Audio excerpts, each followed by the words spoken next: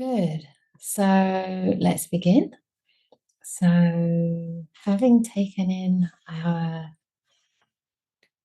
don't know, our connectivity across the world and the uplift that that can bring, we can gently allow ourselves to withdraw from the stimulation of looking at the screen or whatever you've just been doing and gently turn inward. One of the people here told me that she gently, gradually closes her eyes, not all at once, but maybe just limiting the range of sight, first of all, to perhaps just in front of you. Maybe just noticing one or two objects that you're aware of with your eyes, the microphone in my case, my robe against the cushion, and gradually allowing the eyelids to close.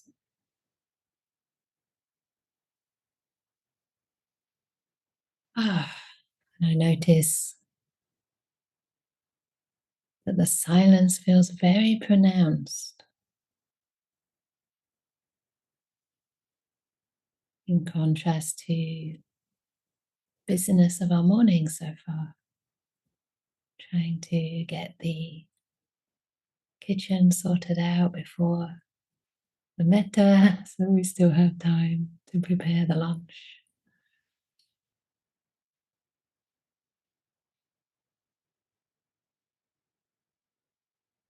And emotionally adjusting to being with so many people on Zoom.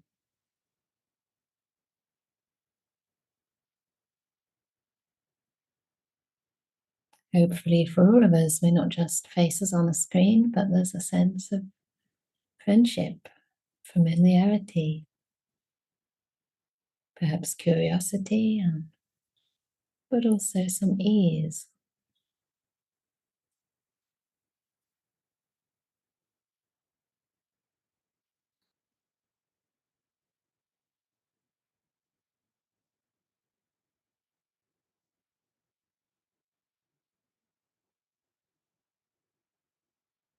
And just allowing yourself to breathe,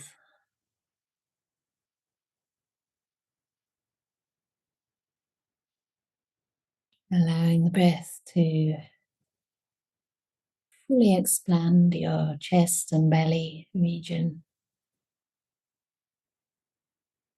perhaps slightly exaggerating that breath as you breathe in fully.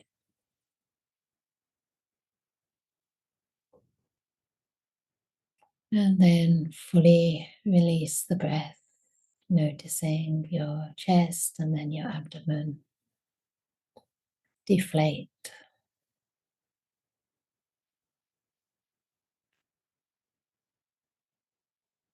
Perhaps noticing a sense of relaxation with the out breath, allowing the body to just soften some more.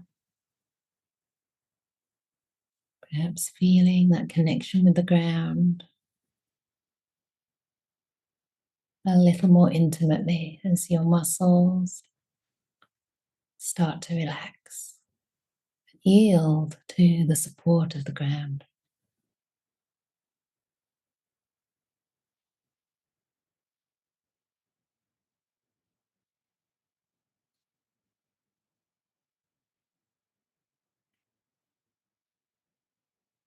Just continuing to breathe fully, a little more fully than usual, but without any strain. For a few more breaths, enjoying the feeling of the inhalation, the energizing qualities as the belly expands, and the relaxing feeling as the breath leaves your body, inviting your body to relax and settle down.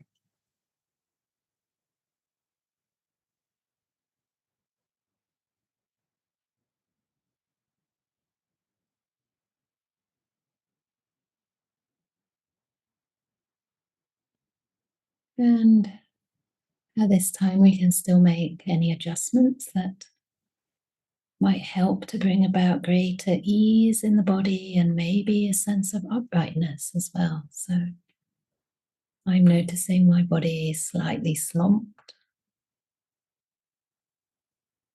So without losing that sense of being grounded, being stable, just gently stretching through my spine. Notice your own body and what feels good to you.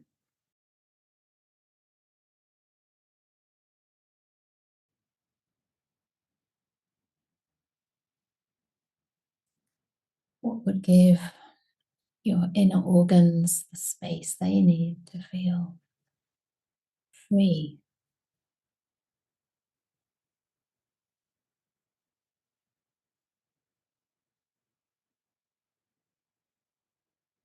Are there any areas of tension or holding, perhaps around your shoulders, your jaw, your brow?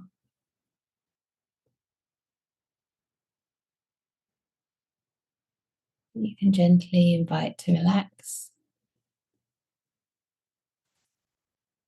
Sometimes physical movement of perhaps rolling your shoulders can help to release tension, or intentionally letting your jaw hang, parting your teeth,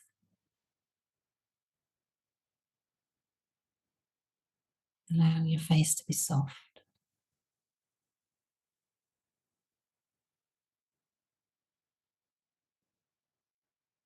So really taking time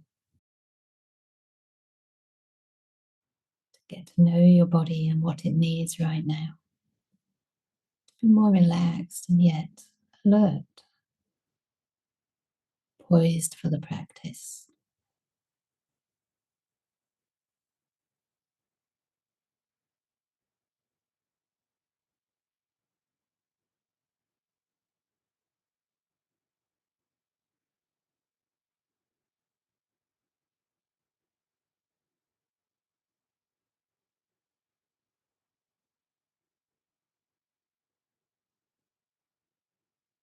Enjoying watching your feelings, your sensations change as you bring kind awareness to your body. Perhaps allowing this kind awareness, like the light and warmth of the sun combined, to start spreading naturally as though you were just receiving the light of the sun. To start soaking it up through your whole body from the top of the head, through your face, including your ears, the back of the head, down into your jaw, your neck, your shoulders, as though the sun were gently caressing your shoulders and your shoulders were soaking up the light and the warmth of the sun.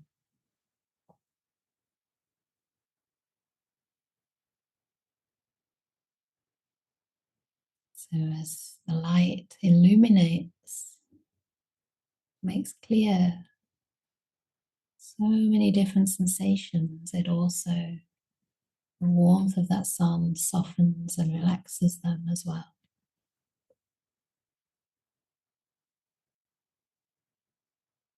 Spreading down your arms to your elbows, through the lower arms, the wrists, the hands, and fingertips, all the way to your fingertips, through each and every finger,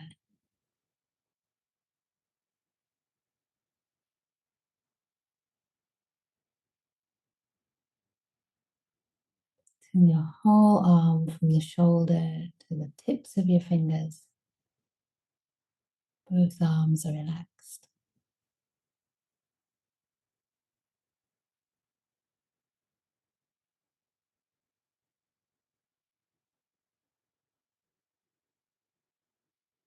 allowing this kind awareness, like the light and warmth of the sun, to soak through your chest,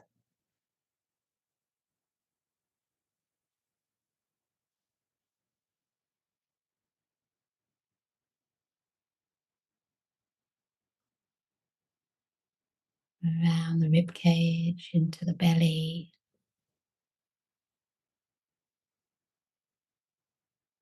inviting the belly to soften and relax.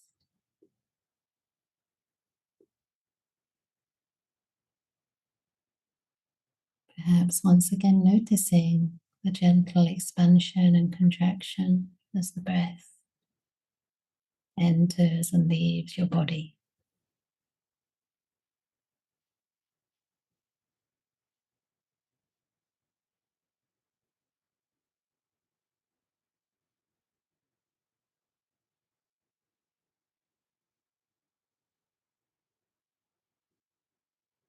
And soaking up this warm, kind awareness through your back, from the top of the back, around the shoulder blades, right down your spine and the sides of the back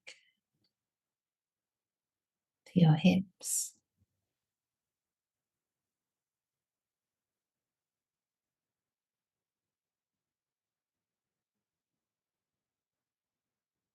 to your buttocks, the lower parts of the trunk,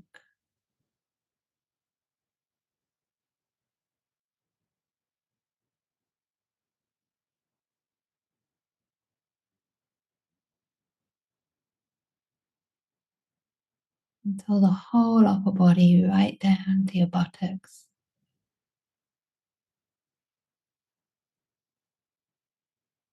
is saturated with this warm, gentle awareness,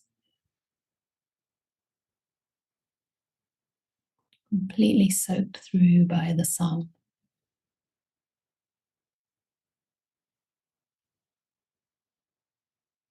which is now spreading down your thighs, around your thighs, through to the muscles, picking up any sensations you notice in your thighs.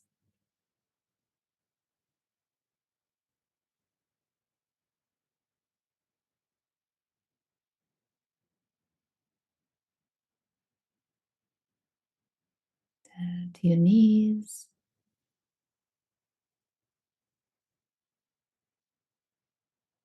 and all the way down your lower legs, the shins, the calves, the heels,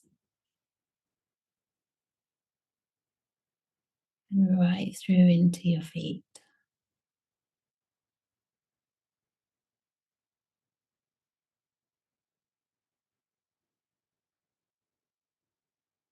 Noticing all the little sensations that are happening in your feet, the bridge of the foot, the sole,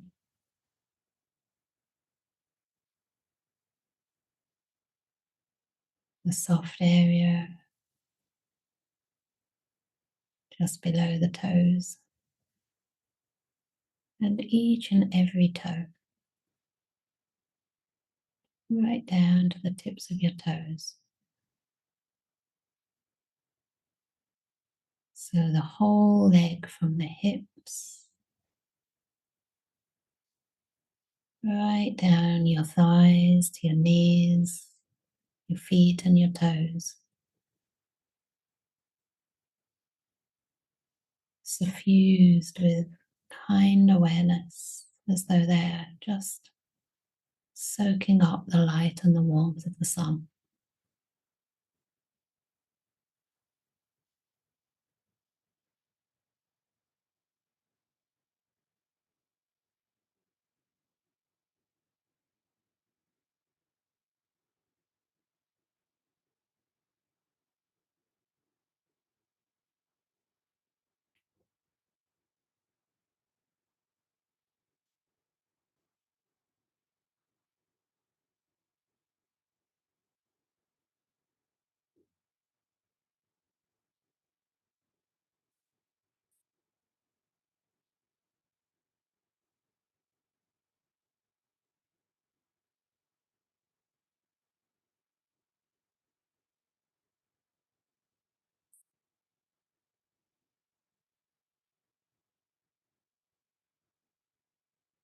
And as we're sitting here, more people have just joined us. So just receiving them into the friendly space.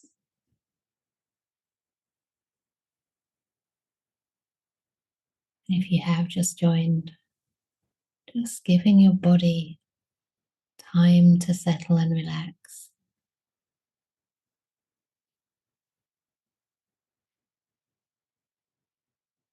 Perhaps imagining that you're just basking in sunshine, which helps you come in contact with all the sensations in your body, giving them space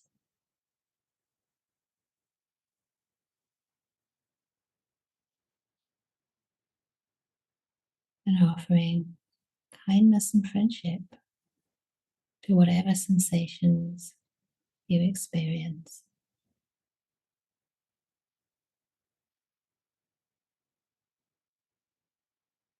And with this mindfulness of the body or kindfulness towards the body established,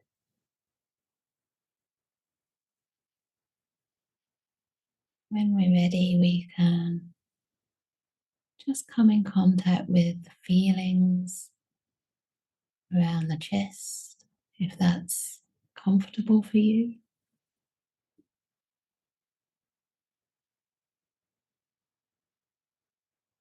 Maybe a very gentle awareness, very spacious.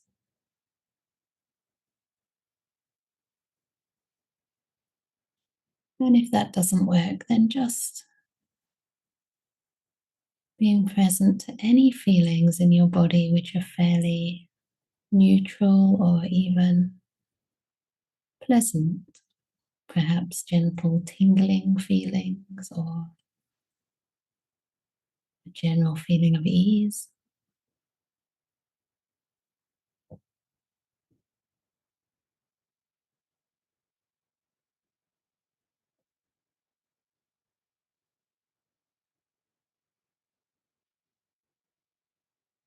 And just start wishing yourself well, staying in contact with the feelings that are agreeable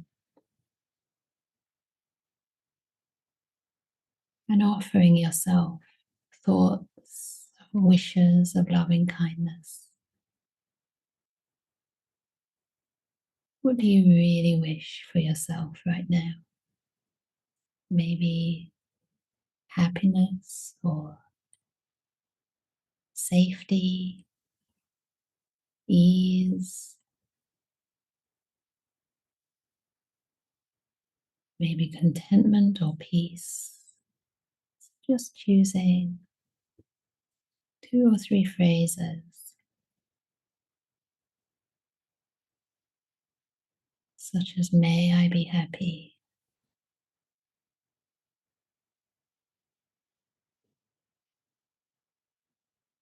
may I be peaceful,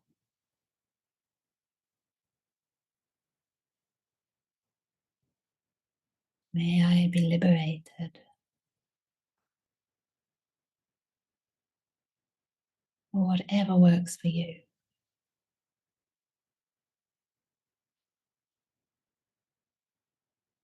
And staying connected to your body, to any feelings in your body that are fairly easy to be with.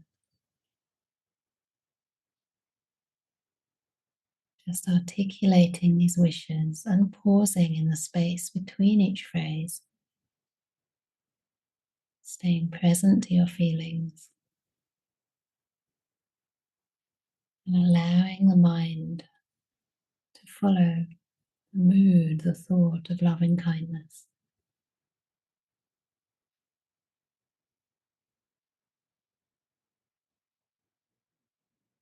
You may find you can extend the space between each phrase depending on your state of mind. So if there's a lot of thinking or distraction, you may wish to repeat the phrases more often, but still gently, mindfully connected to the meaning of each phrase. Or if there is some stillness in the mind, perhaps one phrase and a longer pause to feel into that meaning, to allow the mind to quiet is enough before coming back to the next phrase.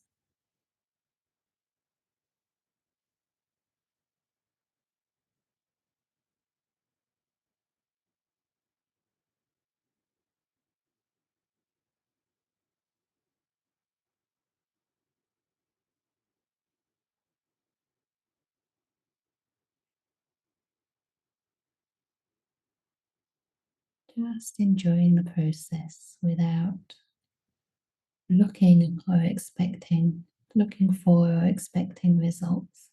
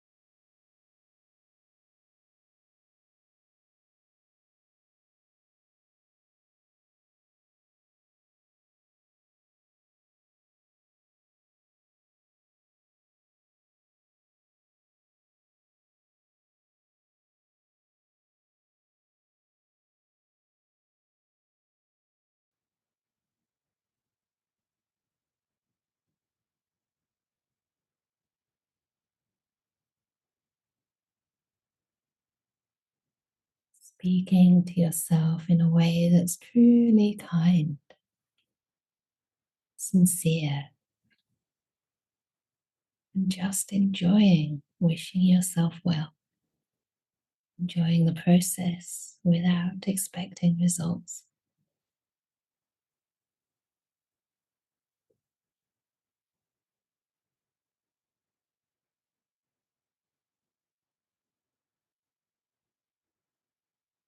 basking in your own kindness.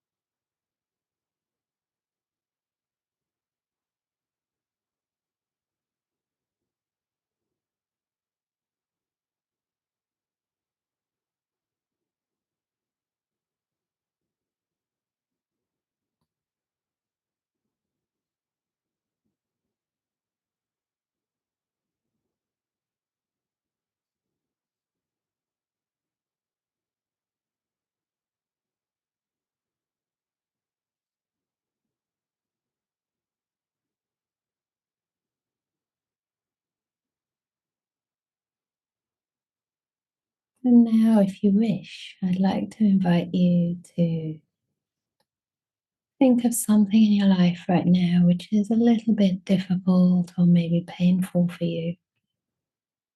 Nothing very difficult, or just something that could use a little compassion, a little soothing and care. Maybe pain or sickness in your body. Maybe just the sense of being vulnerable, fragile human being. Perhaps a disappointment, an inner critical voice, something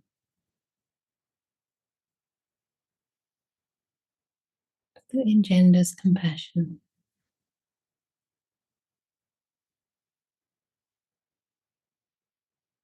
So perhaps there's a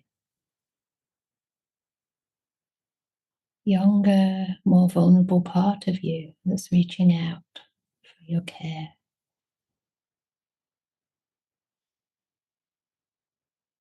So just notice some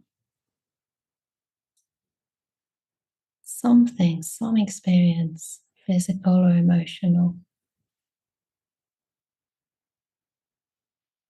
that rouses a sense of compassion,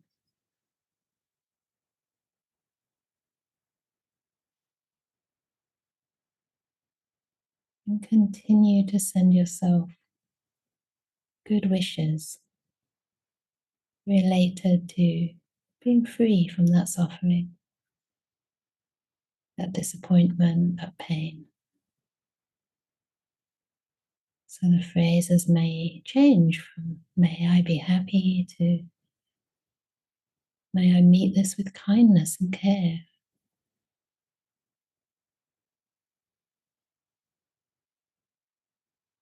or may I be gentle with this sadness,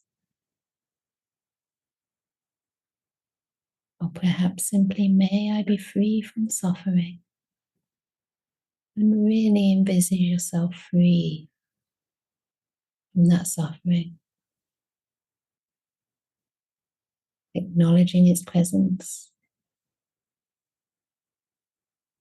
with a wide, compassionate heart, and truly wishing yourself relief.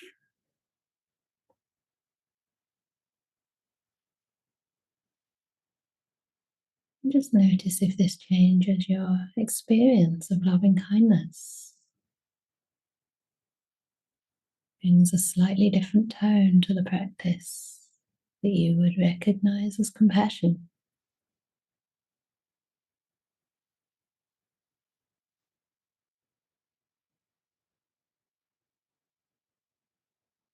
Choosing phrases that resonate for you.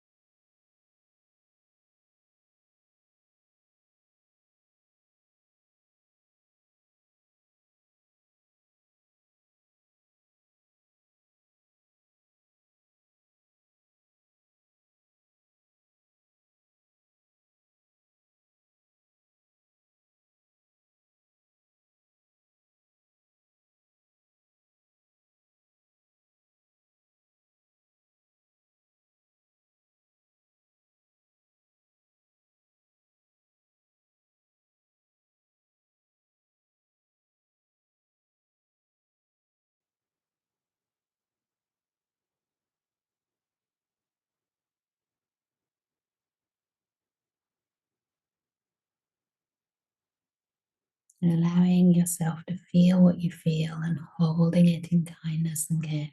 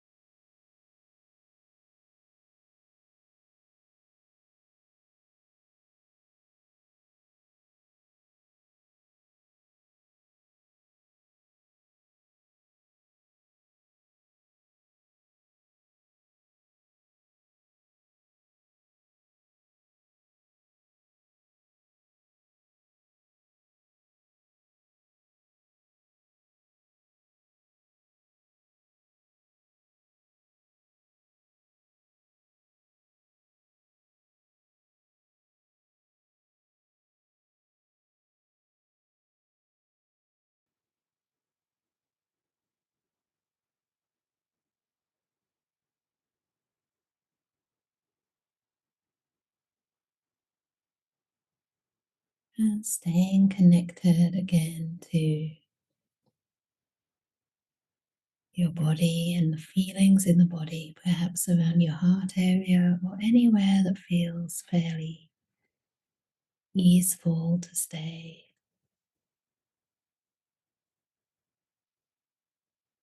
I'd like you to bring to mind something in your life that's going well.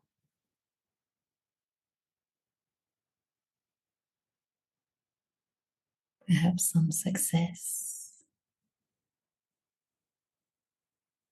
maybe at work or a good relationship that's going well. Maybe small successes like conversation that was productive, an opportunity to support a friend.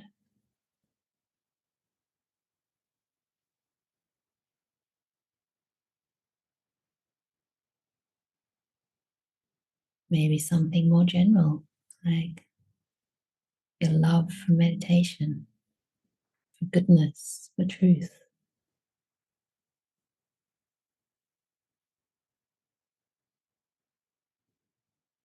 or a quality that you can see developing in your heart.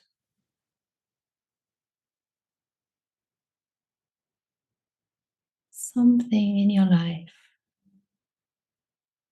that's going well,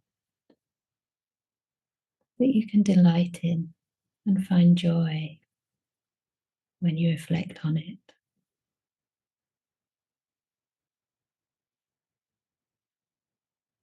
You might find images arise or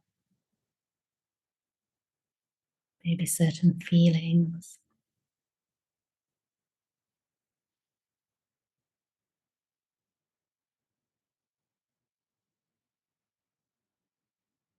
And to increase this joy, this gladness, we can wish, may my happiness increase.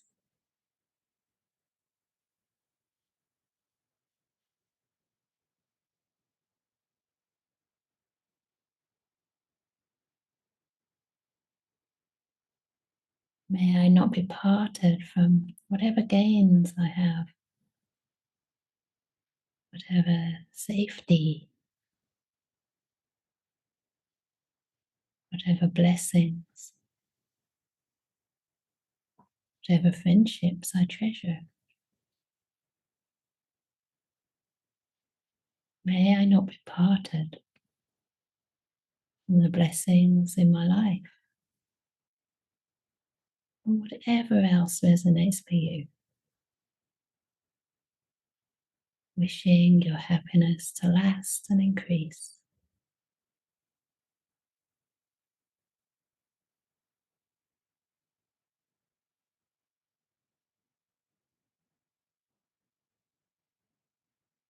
Noticing how this feels as loving kindness transforms into sympathetic or rejoicing joy. Joy for the blessings in your life.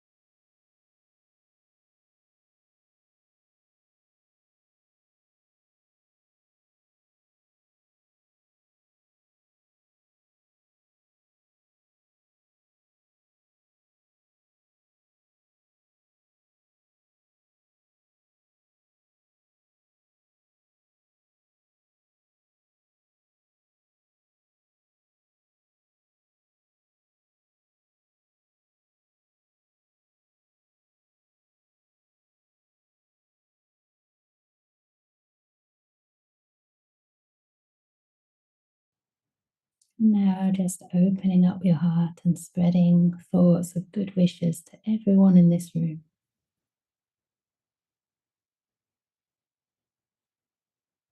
May we all be happy,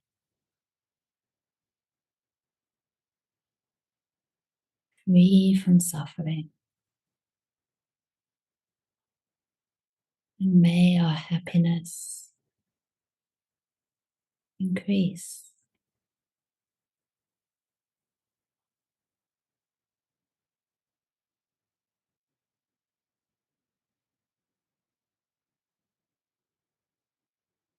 Continuing to allow these wishes to spread in every direction, to exude, to emanate from your body and spread to all beings in this world, beings who are happy, beings who may be sad, suffering in big and small ways, and beings who are enjoying life, enjoying success, recognizing that all of us have some amount of happiness and sadness in our lives.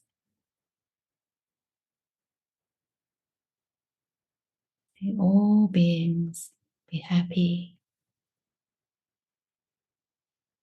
be free from suffering,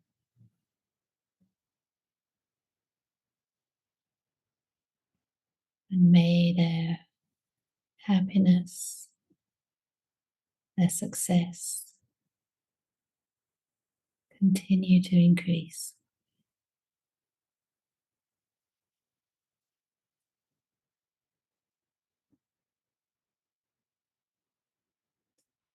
Sabbe sata, sabbe prana, sabbe bhuta, sabbe pugala, sabbe atabhawa pariyapana. Sabaitio, Sabe Purisa, Sabe Ariya, Sabe Anariya, Sabe Dewa, Sabe Manusa, Sabe Vinipadika, Awera Hontu, Abhyapaja Hontu, Aniga Hontu, Sukhiyatanam Pariharantu, Dukkha Munjantu, Yadalada Sampadito, Mawe Gachantu,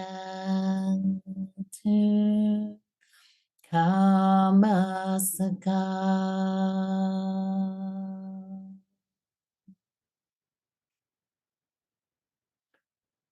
So if you know our little tradition, you'll know that we do 3 sadhus now, which is also like saying, awesome, or very good, or I rejoice. So we can do it big or small. But the bigger, the happier it tends to be. Sadhu. Sadhu.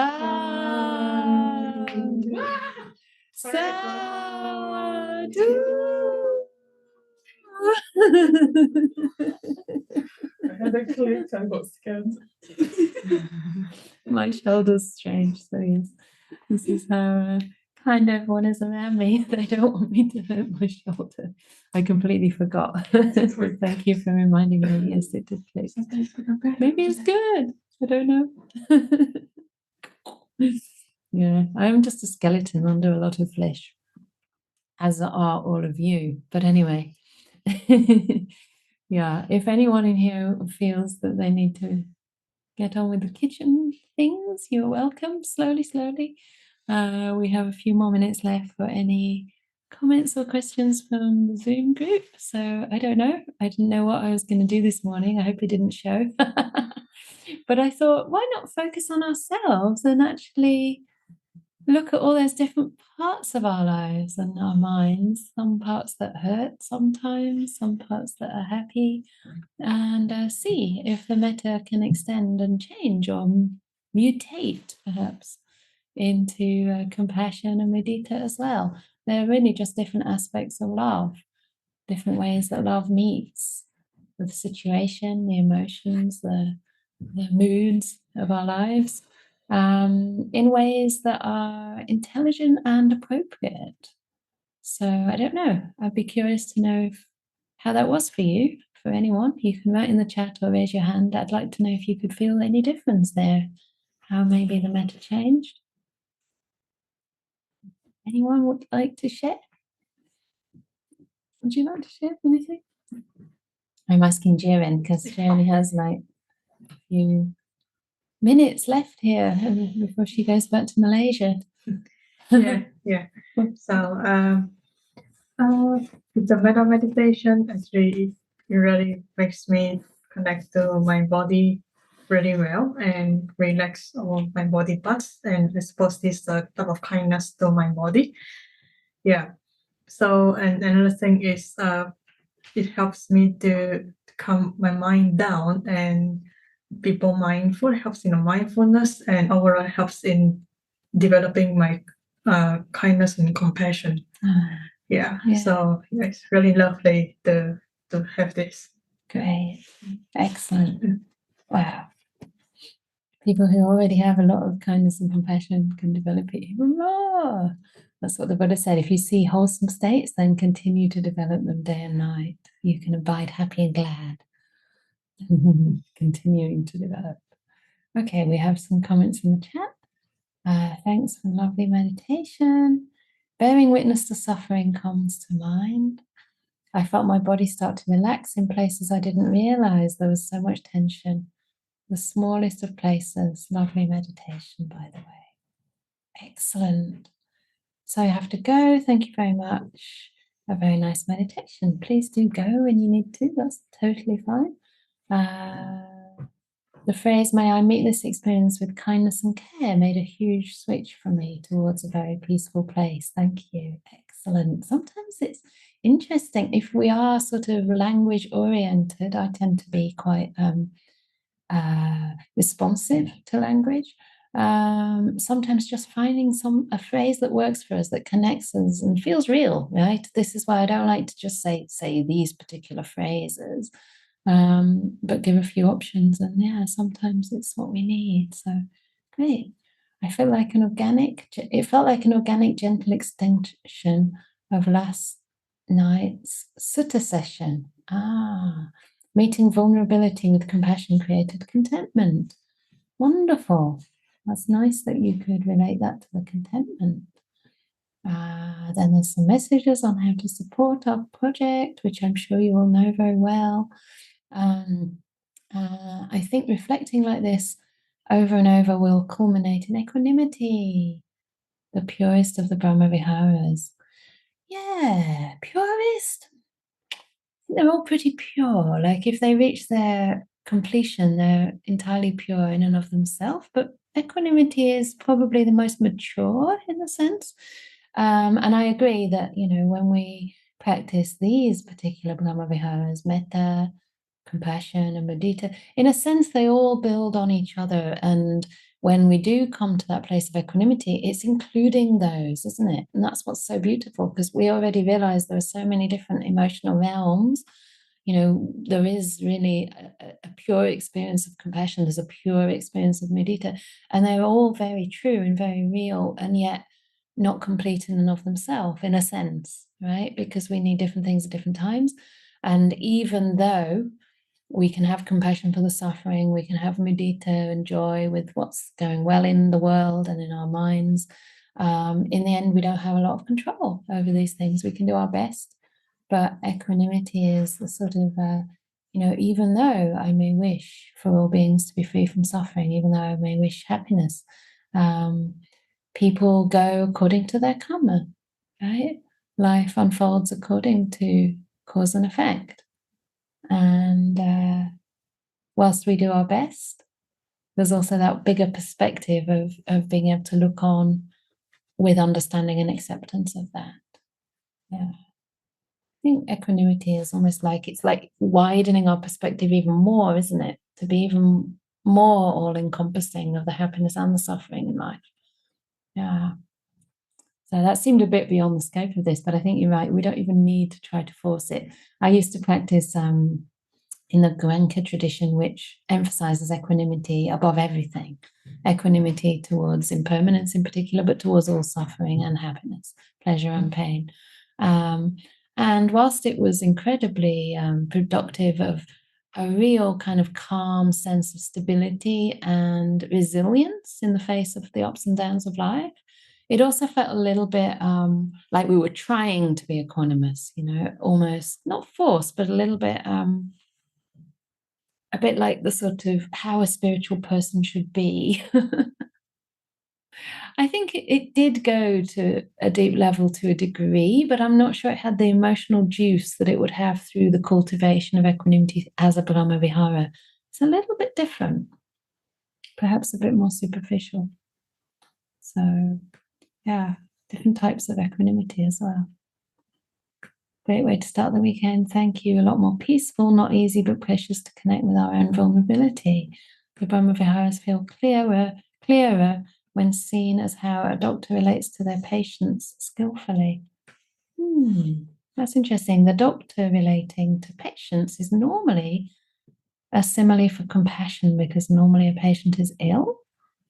But I quite like the one of a mother, how she relates to her children at different stages of their life. Like a mother has general sense of goodwill towards the child, but then when a child gets sick, the meta is more like compassion. The whole wish of the mother is, may the child recover, may they be free from this sickness. So it's a very tender and it's very nurturing, focused on their freedom from suffering.